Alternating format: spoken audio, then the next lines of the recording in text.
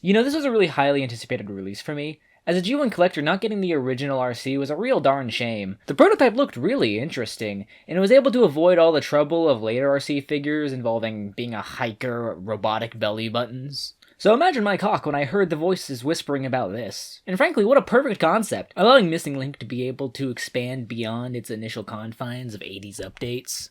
Orange Julius here is based on the original prototype showcasing, the one that which is synonymous with the design and mold. The other one is a tad more contentious. The initial thought one might have is that this is a Toon variant, much like a Convoy or Bumble before her. However, you fucking fool, this is actually based on another prototype design from when they still had the toy to base the design off of, but after they had changed the color palette to white and pink. This is why her card is the same as the other releases, while the orange one is styled after the variants from the line. She's meant to represent an RC that would have gone to the final Ronald Reagan approved market. This is all a little inconvenient for me though, so I'm still gonna call this one the toy version and this one the Toon version. Listen, I'm sure if this toy had made it to final production, it would've looked like this to more match the Toon design. However, that figure doesn't exist, and this is the color scheme that we've actually seen on this mold, or at least its prototype, so that's what I'm gonna run with. You may forward all complaints to this address.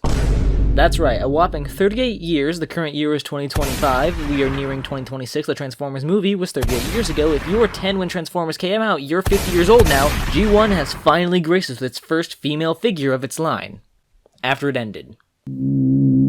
Okay, well technically eHobby gave us our first female G1 figures through Road Rage and Flipside, but fine, fuck. The first female original mold, there, are you happy? Fucking prick. And looks like that original prototype she does. The only real discrepancies here are born from the transformation, and these things probably would have had to have happened anyways, considering the original prototype shown with some non-transforming before and after stills. The car mode is nice and sleek, not as curvaceous as some of the later outings, but this is what it all stems from. This is the sinful seed for which all bad RC figures originate out of. The serpent's kiss, sowing discord amongst designers all over the... I forgot where this metaphor was going. Man, this figure is hard to critique, because like, its sculpting choices were all locked in before I was a seaman. Well, I think it would have been nice if the forearms were a bit pink to break up all this orange. Well, dipshit, if we look at the prototype, the car mode's cool. What can I say? You can store her little pea-shooter pistol on it, which is nice. G1 had some weapon storage every now and then, but it wasn't super common. Cool to see here, though. Gives a nice play value to the car. I want to save discussing specific deco choices for later in the video, but the finish on this really does bounce and mow nicely off of the curves of the hood and the rear of this vehicle. It helps show off a lot of the great sculpting on display. The transformation is tricky. I don't have any specific complaints. It feels fairly good in hand, nothing is lacking in clearance. Maybe pegging the arms into the thighs is a bit odd, but fiddling with it gets the job done. I suppose my only note is it really doesn't feel much like a G1 transformation. I know Missing Link tends to make some changes to the engineering, but you can really tell that this is a modern designer's pass on the prototype designs. Not necessarily a problem, just something a fellow G1 collector might notice as they handle this in hand. Oh, and the heel spurs can be a little annoying when you get them out the first few times. Use a part separator, they'll loosen up, and you'll be able to get them out just fine later. In a robot mode, Missing Link RC effectively wins the title of Best Official RC Figure through not putting all her cards into her car. But what the fuck was that? No unnecessary junk in the trunk, no needless sacrifices for the engineering, just a good car mode, a good transformation, and a good robot mode. She does continue the Missing Link tradition of being an early MP priced figure, but lacking a waist swivel, but I don't feel particularly perturbed by it. Call me a Takara armpit swabber, but I feel pretty satisfied with the money I paid for both of these figures. Her robot mode features a variety of fun kibble, allowing her to actually look like a G1 Transformer. I'm especially fond of the shoulder stacks featuring the wheels atop them. That's nice. The wheels of which are a change from the prototype. It initially was a bit disappointing to me, I didn't really like them, but after slamming them against a wall like a soaked webkin, I began to like the vibe on display here. The outer sides of the car surrounding her arms can be a bit of a bother though, but I suppose I would rather this than the car try and hide them somewhere and over-engineer what should be really a simple game. What does tug on my exposed nerves, squeezes my bladder, and hits me with a Toyota Camry into an American-sized hospital bill is the waffling on the interior of the arms. I'm not usually a stickler for this kind of thing, but for a $90 toy, not only is this strange, but it also feels like donkey doo-doo ass shit fart, because G1 figures by and large didn't really do this. This figure is meant to stand alongside new Missing Link releases, yes, and existing G1 offerings, and waffling like this really undercuts that appeal anytime you see it. Other than that, there really aren't many blemishes. Sure, there's some ports on her calves and thighs, the latter of which I'm sure they made thicker from the prototype. There's also some screw holes in the shoulder, but they don't really bother me much. If they jork your peanuts too hard, you can apply some included stickers on top of them, but I just simply choose not to. I don't feel they add much mold that the Appeal already doesn't have. There isn't really much to draw upon, so they're all kind of nothing burger details. I just put the Autobot symbol in the Toon version and called it a day.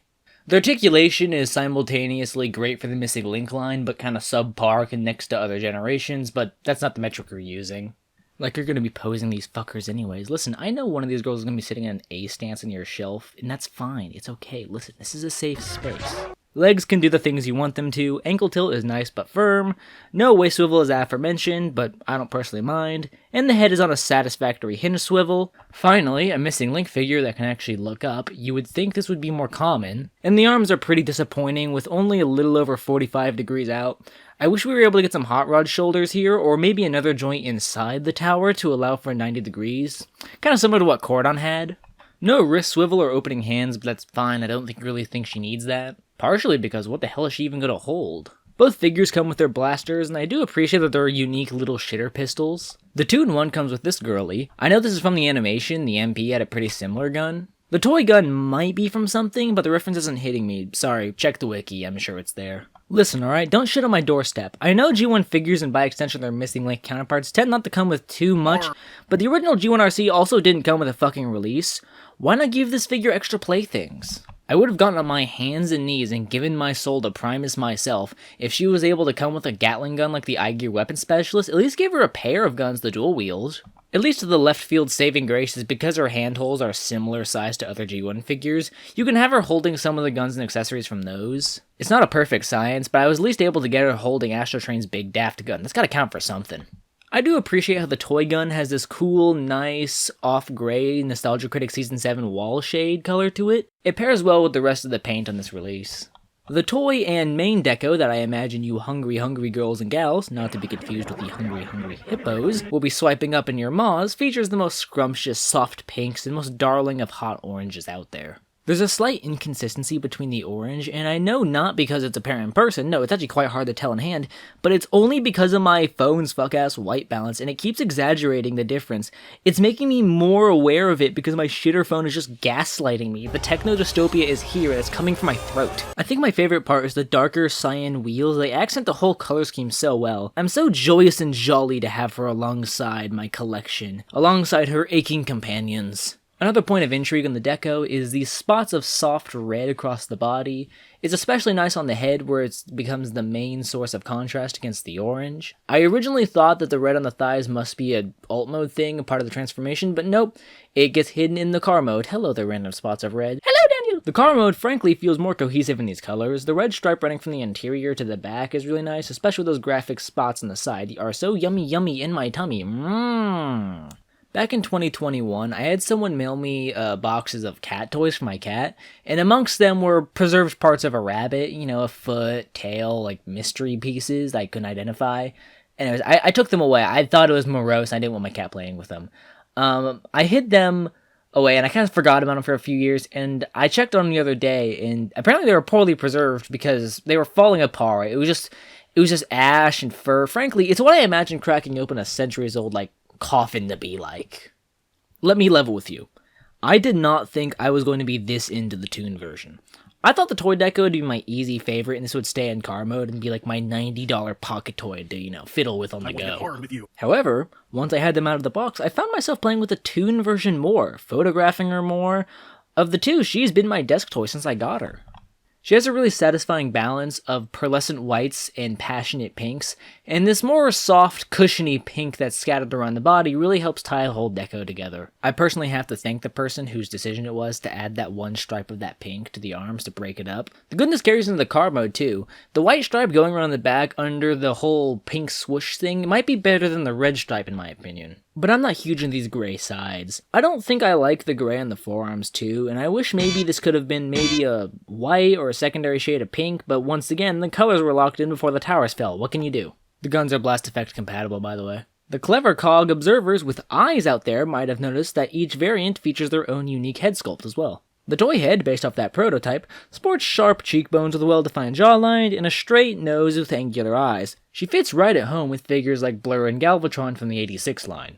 The Toon head is closer to her animation look, but I believe this is also based on the older design model, softer facial features with more specific sculpting choices in her helmet.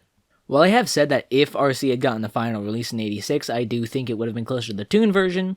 I think that the toy head would have stayed intact. It fits a lot better with the others from this line, while this is emulating the animation model. That's not a criticism, by the way, I'm just stating facts and logic that don't care about your feelings. Speaking of non-criticisms, here's how you know this is a real-ass G1 toy, because all her curves only exist on the x-axis. From the side profile, she's a fucking lobotomite. Girl, what did they do to you? The goon sloppers weeping shit. We live to dine another day. Truth be told, I still don't know which deco I prefer. They're both nailing their aesthetics, and there's any mold to double dip on, it's this. If you're only gonna choose one, your choice is likely going to be found in which shelf you want to put this gal on.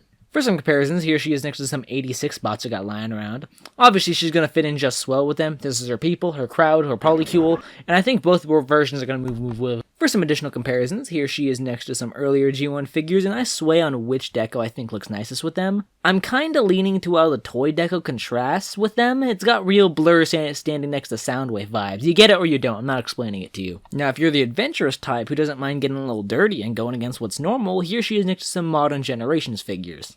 She's obviously stylistically outside of the Generations look, and for my money, I do think the I-Gear Delicate Warrior remains the best options for a Generation scale G1 RC, but those can be a bit scarce on the modern collecting stage, so I wouldn't blame you for using the Toon version as your standing RC in your collection. And here she is making out with Missing Link Cliffjumper. It's so nice that Cliff is so open-minded. I cannot recommend Missing Link RC enough. In a modern landscape where humanity struggles to solve the simplest problems plaguing our society, like making a good RC toy, it's so nice to have one that just hits it out of the park. It's a piece of Transformers history finally made physical. It's a cool niche design for a character, and she's not moving out of this pose ever again. Ah!